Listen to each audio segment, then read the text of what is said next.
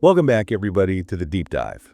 This time, we're going to be tackling a story that's, it's pretty wild. It's making headlines everywhere, and, it's raising some serious questions. Basically, you guys have sent us a ton of articles about a lawsuit against Jay-Z and Sean Diddy Combs. Yeah, big names. Huge names, Yeah. and it's all stemming from accusations of sexual assault.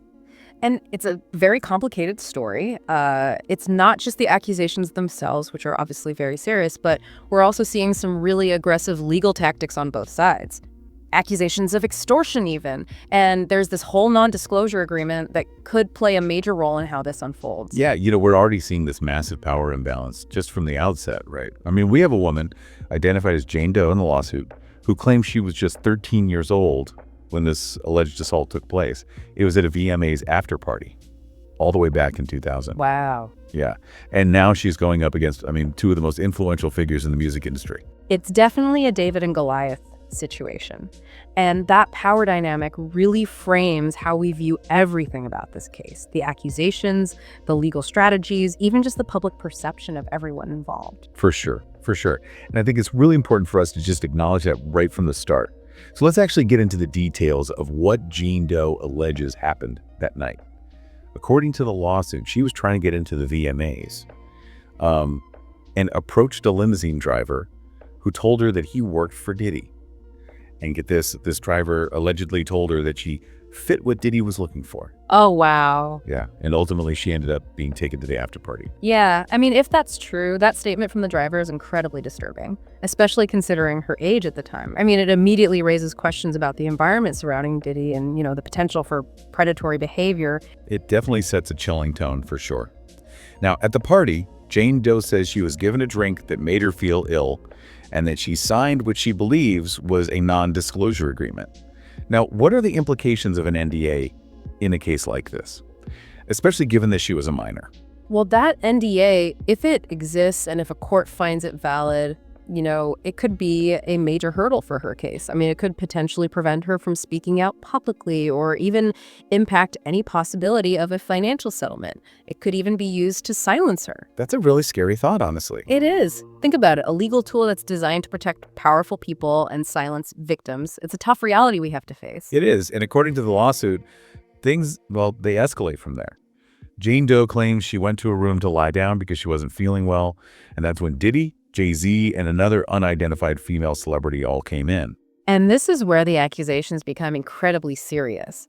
She alleges that Diddy told her she was ready to party before Jay-Z removed her clothes, held her down and raped her, and the other woman was there watching. She then says Diddy also assaulted her, but that she managed to escape. It's a horrifying account. Yeah. And it makes me wonder, what evidence could possibly be available to support a claim like this after 24 years? That's one of the biggest challenges in these kinds of cases.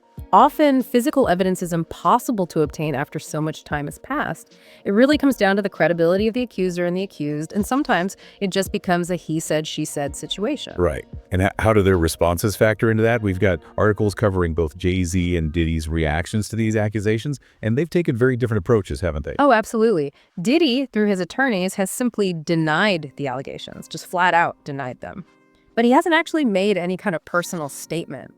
Jay-Z, on the other hand, has taken a very different approach, much more vocal, I guess you could say. Yeah. He went on his Rock Nation X account and just came out swinging, called the accusations heinous, said that he refused to pay one red penny, and even expressed concern for his family having to deal with the fallout.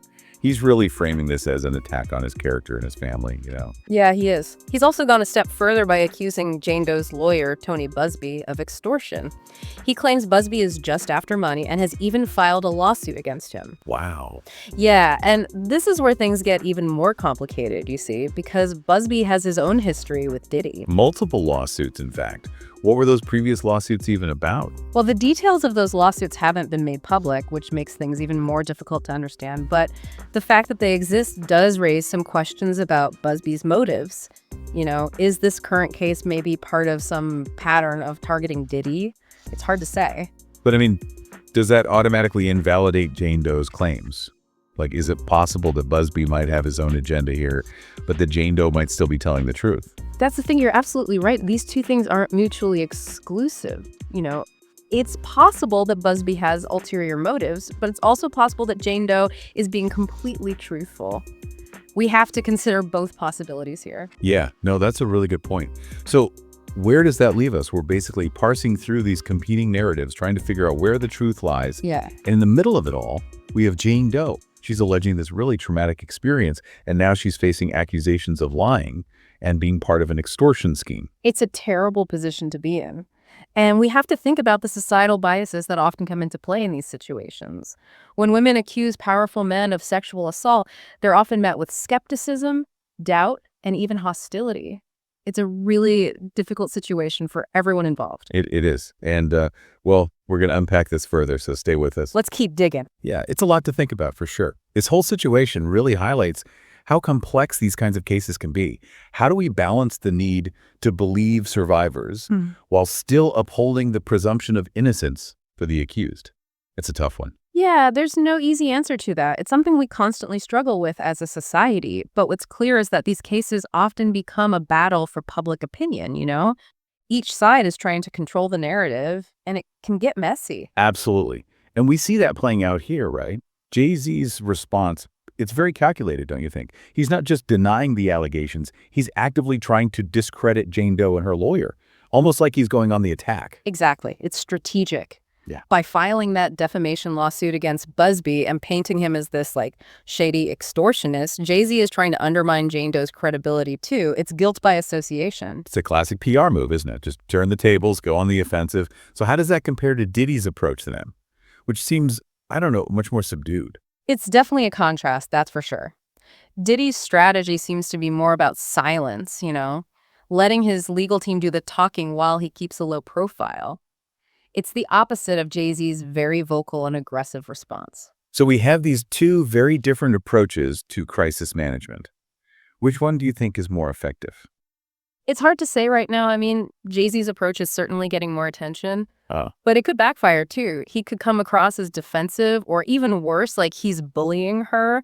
Diddy's silence, I don't know, it might be perceived as him being less reactive, but it could also make him look dismissive or indifferent. It's interesting, isn't it, seeing how they're both navigating this, especially with the added pressure of being such high-profile figures.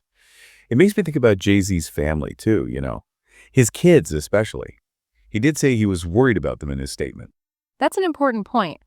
These accusations, even if they turn out to be false, they can still have a devastating impact on families. We see it all the time in these high-profile cases. Families become collateral damage. It's true. And it brings up that whole debate about cancel culture, too, right? Can someone be condemned based on accusations alone, even before there's been any legal determination? Yeah, it's complicated. I mean, we need to hold people accountable for their actions and create a culture where victims feel safe to come forward. But at the same time, we can't just ruin people's lives based on unproven allegations. Finding that balance, well, it's tricky. It really is. Okay, so let's circle back to the legal battle for a second. You mentioned that both sides are using some pretty aggressive tactics. Can you break down what those look like? Sure. So we've already talked about Jay-Z's defamation lawsuit against Busby. That's clearly an attempt to control the narrative and make Busby look bad. Right. And what about Jane Doe's side? What are they doing? Well, besides the initial lawsuit, they've also been pushing for confidential mediation, which suggests they're open to resolving this quietly without a big public trial. But Jay-Z responded to that with his lawsuit against Busby. So it feels like both sides are digging in and getting ready for a long fight. Yeah, I think that's a safe bet. And as the case moves forward, we'll probably see even more legal maneuvering, attempts to discredit witnesses, maybe even new evidence will come to light. Who knows? And how does the refiling of the lawsuit to include Jay-Z change things? What does that mean for him? It ups the ante for him, that's for sure. Now he's not just some bystander. He's a named defendant facing serious allegations. It complicates things legally for both him and Diddy. Now they have to coordinate their defenses, which could be difficult. Speaking of complications, we can't forget about that NDA. How could that affect the legal proceedings moving forward? Well, it could be a major roadblock for Jane Doe. If the court decides that NDA is enforceable, it could prevent her from speaking openly about certain things, maybe even keep some details of the case from becoming public. So we have this legal battle playing out with potentially crucial information hidden because of this NDA. And at the same time, we have these two completely different public relations approaches happening. It's a mess. It is. It's a multifaceted story. It's got legal aspects, social aspects, and ethical dimensions. And it raises questions about power, accountability, and how we handle these really sensitive situations. It's given us a lot to think about, that's for sure. Yeah, What kind of impact do you think this case could have in the long run? I really asked Yeah. them. And we've covered so much in this deep dive, from the accusations to the legal strategies, even societal context. It's a lot. It is, and it makes you think about all the challenges we face when we try to deal with historical allegations like this. Especially when they're against people with so much power and influence. Exactly. Makes you wonder, how many other stories like this are out there? Stories that have been silenced by fear or by NDAs or just by the thought of going up against someone like Jay-Z or Diddy. It's a disturbing thought for sure. It is, yeah. It really highlights the need for a cultural shift, where survivors feel empowered to come forward and where we have systems in place to ensure accountability regardless of wealth or status. So what kind of impact could this case have on the music industry specifically? Do you think it could lead to actual change in how they handle these kinds of situations? It could, yeah. I mean, it has that potential. The music industry has always been kind of known for its culture of silence around these sorts of things. This case, with all the attention it's getting and the aggressive legal battles, it's really shining a light on that culture, forcing people to pay attention. And hopefully that spotlight will lead to more transparency, better protections for people, and a willingness to actually hold those in power accountable. It's possible, yeah. We've seen it in other industries, like Hollywood, where those high-profile cases sparked real change. But real change needs more than just policy changes, right? Right. It needs a societal shift in how we perceive and respond to these allegations. Absolutely. We need to stop blaming the victim and just automatically disbelieving survivors, especially when they're accusing powerful people. We have to create a culture where these allegations are taken seriously from the start and investigated properly. And that means having uncomfortable conversations, challenging our own biases, and holding people we admire accountable, even when it's hard. It really does. It's about understanding that power imbalances exist and that they can make it incredibly difficult for survivors to speak up. So as we wrap up this deep dive, I'm left with this question, what message does this send to other survivors? The ones who might be dealing with their own experiences, especially if those experiences involve powerful figures. That's a big question. It is. I hope the message is one of hope, that even when you're up against immense power, speaking your truth is important. That justice is possible and that they're not alone. That's such a powerful message. It is. And it needs to be heard. It does. And we as a society have a responsibility to make sure it is heard. I agree, because creating a safer and more just world requires us all to take action, to stand up for what's right, and to hold those in power accountable. That's a great note to end on.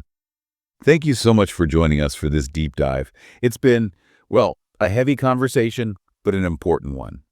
And I encourage everyone listening to keep thinking about these issues, keep asking those tough questions, and demand better from the people in power. Keep diving deep, stay informed, and let's all work together to make this world a safer and more just place for everyone.